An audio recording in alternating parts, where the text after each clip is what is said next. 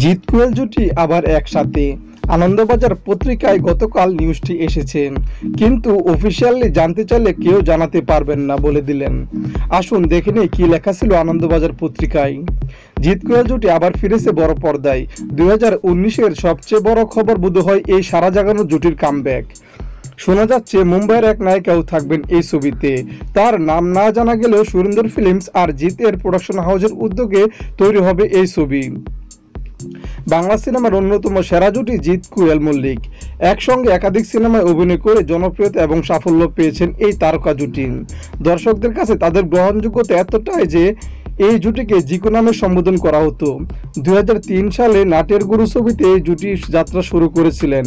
এরপর মানিক, শুভদৃষ্টি, হিরো, ঘাতক, সাত পাকে বাঁধার মতো ছবি উপহার দিয়েছেন এই সফল জুটি। এই জুটি সর্বশেষ ছবি বেশ করেছি প্রেম করেছি মুক্তি পায় 2015 সালে। টলি মহলে একটা বড় অংশের মতে এরপর আলাদাভাবে জিৎ কোয়েল জুটি বাঁধলেও তাদের আবেদন এখনো ফুরোয়নি। শোনা যাচ্ছে জিৎ নাকি তার নতুন ছবিতে কোয়েলকে চাইছেন বেশ কিছুদিন ধরেই। ইতিমধ্যে নতুন গল্পের জন্য পাবেল ও অভিমন্যু সহ বেশ কয়েকজন নতুন পরিচালকের সঙ্গে কয়েক দফা আলোচনাও সেরেছেন জিৎ। টলি মহলের খবর, জিৎ কোয়েলের এই ছবি পরিচালকের রাজ চক্রবর্তী। তবে নায়ক নায়িকা পরিচালক কেউ সরাসরি মিডিয়ায় মুখ খুলেননি, মানে এটা এখনো আনঅফিসিয়াল নিউজ আছে। তবে এই নিউজটি সত্যি হবার প্রবল সম্ভাবনা রয়েছে। তো বন্ধুরা, জিকো জুটি যদি আবার আসে আপনি কতটা খুশি হবেন অবশ্যই কমেন্ট করে জানিয়ে দিন। সবাইকে পাশে থাকার জন্য ধন্যবাদ।